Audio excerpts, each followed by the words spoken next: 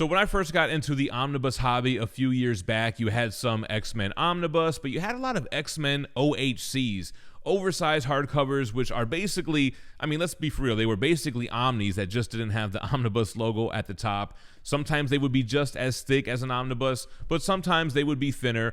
They were oversized hardcovers, essentially the same trim, larger than a trade paperback, oversized artwork and all that stuff, but they were always out of print. They were hard to come by, expensive on the aftermarket, and then Marvel started re-releasing those stories as omnis, which I was happy with because at the time I had already sold my OHCs, and when they started to announce the omnis, I was like, cool, I'll get those stories back, and I really just wanted to strictly collect the omnibus format.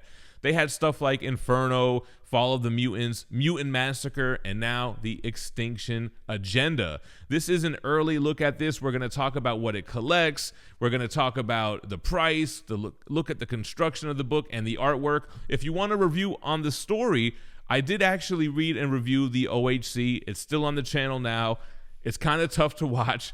I did check it out before I made this video to kind of refresh my memory, but yeah, we'll talk about what that collects in comparison to this, and we'll take a look at the binding and the pages and how they lay and all that good stuff. We'll stretch the spine.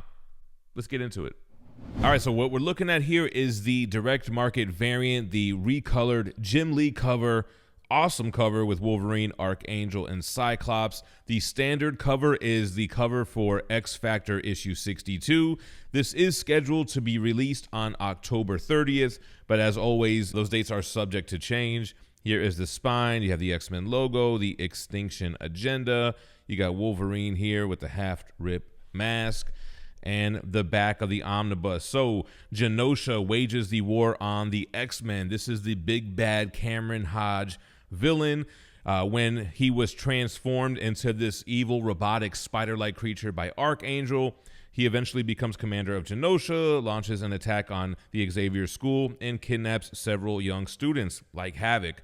So the X-Men, X-Factor, and New Mutants race against the clock to save their own from becoming a brainwashed mutant slave. So it's the mutant crossover amongst those titles, X-Men, X-Factor, and New Mutants. So it collects Uncanny X-Men 270 through 272, New Mutants 95 through 97, X-Factor 60 through 62, which I believe right there is where the OHC stopped. It collects X-Men Annual 14 and 15, Spotlight on Starjammers 1 and 2, and then it's got material from a ton of titles, so only collecting the Extinction Agenda relevant content. So it's material from Fantastic Four Annual 23, New Mutants Annual 6 and 7, X-Factor Annuals 5 and 6, New Warriors Annual 1, Marvel Comics Presents 10 through 17, 24 through 32, 41, 43, then 48 and 49, Marvel Superheroes 2 and 6 through 8. You have the Marvel Holiday Special 1, Marvel Tales 262, and that is it. You have a star-studded cast. We'll take a look at that on the inside of the dust jacket. $125 cover price. But what was always great about the omnibus hobby to me, and I wish this was the same in like the statue hobby, for whatever reason, you can buy omnibus almost half off when they're new. So if you go to a place like organicpricebooks.com, you can pre-order this book right now. It's going to be heavily discounted. They have fast shipping, great packaging, and you could save an additional $2 off every order by using code GemMint at checkout. And if you're in the EU, if you're overseas, if you're across the pond, you could check out comicsbugle.com. The great thing about them is that if you're in the EU, not only do you have free shipping, but there's no taxes or import fees. You can pre-order from them as well, and they don't charge you until the book is ready to ship. Recyclable material is used for packaging, fast shipping, customer service that's guaranteed to respond to you within 24 hours, and you can save $2 on every order by using that same code GemMint over at Comics Bugle. So very cool to be able to purchase a collectible discounted off top. All right, so let's go ahead and stretch that spine. What you want to do is lay both the front and back down and kind of flip the pages to really, like I said, stretch it out, let it breathe a little bit, and we'll check out the binding at the same time. Got the blue ribbon there. Doesn't have gutter loss. The eye doesn't come up too much, but it's free from the hardcover. I mean, this is not a problem that we typically see in modern day omnis. This is an iMac Omnibus printed in Turkey for inquiring minds who'd like to know. But I mean, the binding looks good. The page thickness, I mean, it's a little thin. You can see through it if you put it up next to a light, but not while it's laying down flat. I think the binding looks good. So, targeted for extinction, the X-Men, long thought dead, they have returned, but Storm has been de-aged. This is where she'll first run into Gambit. She looks younger on the cover of Uncanny 266.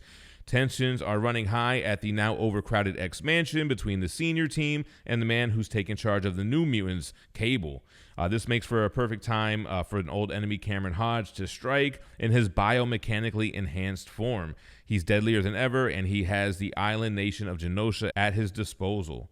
The X-Men recently liberated one of Genosha's mutates who are branded and forced to serve as slaves, and Commander Hodge is determined to repay them in kind. In a military strike on the Xavier School, several mutants, including Storm, are captured, triggering a potential international incident. The X-Men, X-Factor, and New Mutants must put aside their differences to mount a rescue mission, but it won't go smoothly. And Cyclops is in for a huge shock when he discovers that his own brother Havoc is one of the Genoshan magistrates. As Hodge continues to pull the strings, your favorite mutants are brainwashed, stripped of their powers, and forced into combat, and at least one of them will die. As if one of the most seismic X crossovers of all wasn't enough, the X teams joined the Fantastic Four in a nightmarish sequel to Days of Future Past. That sounds cool. I actually haven't read that one yet. When an adult Franklin Richards travels back into time from a horrific future with the mutant killing Ahab hot on his heels. The space pirates of the Stormtroopers steal the spotlight. The X teams, might be a typo here, and New Warriors race to prevent Protoss's resurrection. Colossus takes a journey into America's heartland in the classic God's Country, plus a treasure trove of rare tales from a volatile era for mutant kind, starring Rogue, Sunfire, Siren, Freedom Force, Gladiator of the Shi'ar, and more. So you have Chris Claremont here, Fabian Nicieza, Louise Simonson, John Bognadove, Jim Lee, and Dave Cockrum. All right, and the art on the wraparound hardcover, you have Jean Grey and that de-aged Storm. X-Men Extinction Agenda.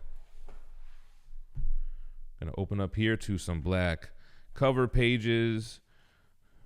Wolverine and Jubilee, which looks like Jim Lee art here. And then we have the credits and your table of contents. Very cool, very thorough. Jumping right into that Fantastic Four when Franklin comes marching home. So very cool story. This was not included in the original OHC, so it sets it off with this Fantastic Four story. A Days of Future Past sequel. Looks cool, man. You have the mutants. You got Cable here having to team up with the FF.